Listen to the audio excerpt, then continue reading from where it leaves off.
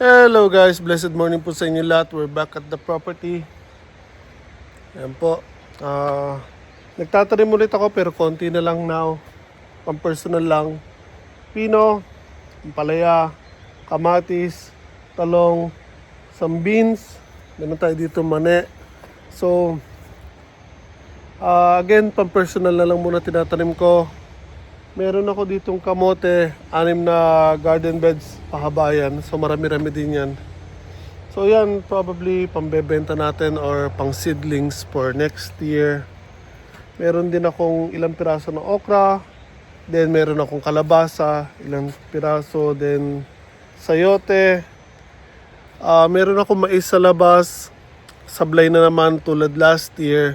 Maliliit pa na mulaklak na. So hindi pa tayo pinapalad na makapagpasibol ng mais ng maganda dito sa lugar natin. So, sa pataba, I'm sure hindi naman tayo nagkulang sa pataba dahil, again, dami ko nilagay na pataba, dumi ng hayop. So, may kulang pero hindi ko pa alam kung anong kailangan kong ilagay. So,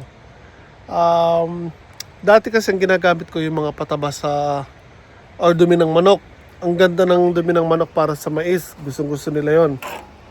So now, ang ginamit ko dito ay yung dumi ng baboy. So far, hindi nila gusto siguro yung dumi ng baboy. So sablay pa tayo sa mais. Yung mga kasaba ko naman sibulan, ang pangit lang doon, tinanim ko sila sa dating taniman ng palay. So when it rains, nakalubog sila. So yun ang hindi magiging maganda. Yung ubi ko andun din. Pero yung ubi ko matataas na. Kaya nga lang, again, pangit doon. Putik yung pinagtaniman ko sa kanila. So hindi ko alam kung maglalaman sila ng maayos. Yung sili ko, isang garden bed na may plastic mulch or may plastic na cover. Magaganda. Mumulaklak na. Pero yung isang garden bed na walang plastic mulch or walang plastic cover, medyo nalalanta sila. And yung upo, so far okay naman. Marami akong hindi na tanggal sa punlaan. Naglaki na sila doon. May bunga na actually. Nasa 100 kalat kalahati na. Yung mga pinagapang ko sa bakod, okay naman. Boy sila gumagapang na. Ano pa ba? Mga sitaw ko, buhay na yung mga sitaw. Kailangan ko na lang linisin yung paligid nila at lagyan ng bako dahil medyo matataas na sila. Nasa 100 kalat kalahati na rin siguro o 200 kalat na. So there, wala tayong masyadong nagawa dito dahil sobrang busy ko sa sibuyas. Up to now, hindi ko pa rin na-dispose yung kalahati dahil nadismaya ako dun sa binasya ko dati na nakagawa ko ng 290 kilos tapos ganun lang yung binayad sa akin para ako nabudol doon. So yan, parang nawalan ako ng gana. So hindi ko naman sinabi na titigil na ako or mag-i-stop ako sa farming. Laban pa rin tayo guys dahil again, ang laki na naipuhunan ko dito. Oras, pera, pagod. Hindi na natin mababawi yun. So, kailangan natin pagpatuloy and kailangan natin mas mag-isip ng maayos na mapagdadalhan. So, never na ako magdadala ulit doon.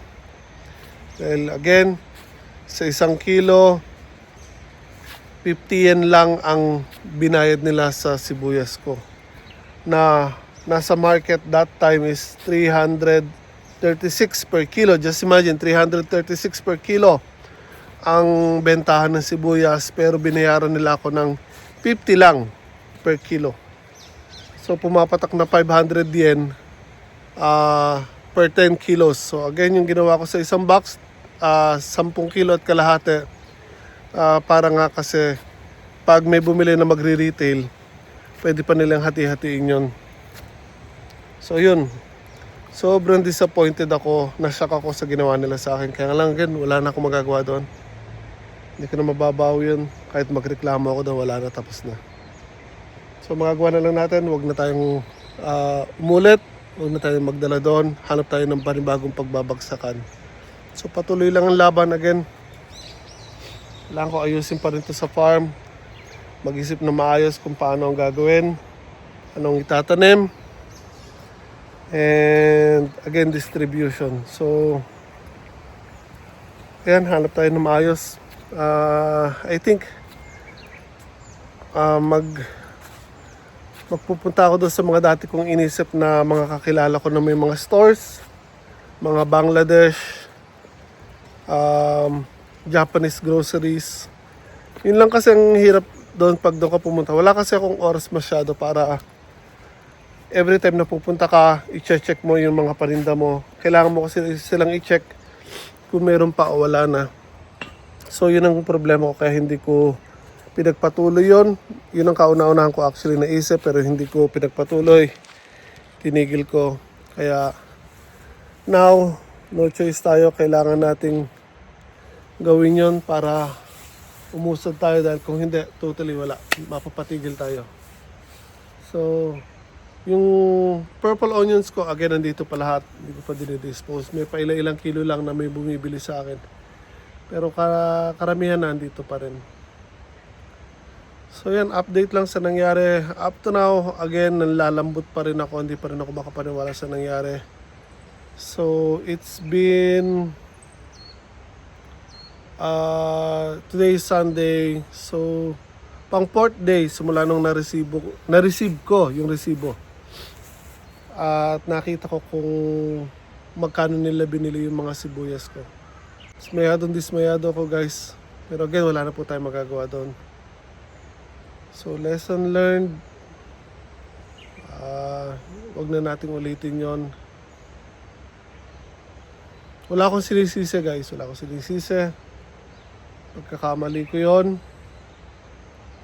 Kahit nakipag-usap kami na maayos, nagtiwala kami, pero ganun pa rin nangyari. Kaya hindi ko alam kung bakit ganun ang nangyari. Maayos ang usapan namin. Tulad ng sabi ko,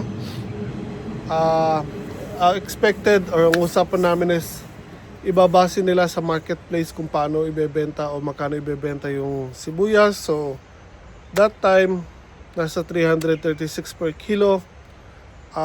Nag-up and down yun, depende sa dami ng paninda or sibuyas sa market. So, at least nag-expect ako hanggang maibenta nila 200 per kilo, okay pa sa akin yun kasi kailangan din nilang kumita, di ba? So 336, kahit ibaba nila sa 300, meron pa rin silang 36 or plus taxes. 250, may kita pa rin sila. 200, ang laki na ng kita nila. Pero ibaba nila hanggang 50. Sobra-sobra. Para na ako winalang yan nun. Yun ang hindi ko matanggap. Kaya, ayun, hindi ko pa rin pinapakita sa kaibigan kong hapon yung resibo. Dahil siya ang nakakita ng place na yun.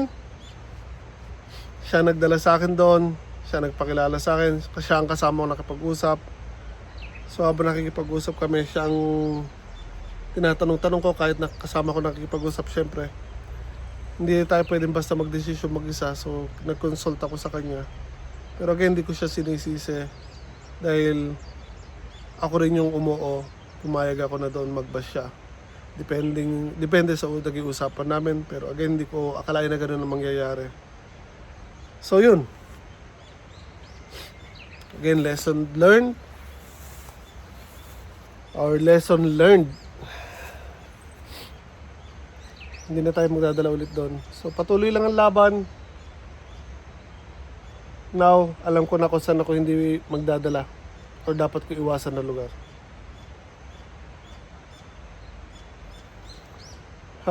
Saklap. Laki na lugi sa akin guys. Hindi lang ako Hindi lang ako basta nalugi. Paliwanag ko sa inyo. At least yung sa puhunan na ilabas ko, all in all, paminsan-minsan hindi natin maiwasan na hindi malugi. Pero ang pinuhunan ko, all in all, or humigit kumulang, nasa 10 lapad yun. Binhe, yung mga seedlings na binili ko, gasolina sa traktora, plastic mulch, yung cover, yung mga part-time na kinuha ko para nagtanim, naglinis, nag-harvest. So hindi isang beses lang yun, hindi 2 beses. And kada tawag ko sa kanila, 1 lapad per tao. Kasi imagine, sa 10 lapad na lang, hindi ko pa sinasakto sa 10 lapad yun dahil hindi ko pa sinama yung iba na nagamit ko. Sa 10 lapad na lang, 2 ang part-time ko. Lagay na lang natin sa 3 times ko sila kinuha. 2, 4, 6. 6 na lapad na yun. Wala pa yung seedlings. Saklap. So, hindi lang ako basta nalugi. Laki pa ng inabono ko ang nangyari nun. Dahil ang laking pera nilabas ko. Wala pang 2 lapad. 1 lapad, 9,000 lang ang bumalik. Kulang-kulang 2. Ayan. Again, enough emoting. Wala na tayong magagawa. Hindi natin mababawi yun. So yun. Update lang guys sa nangyari. Laban lang. Ingat tayo lahat palagi.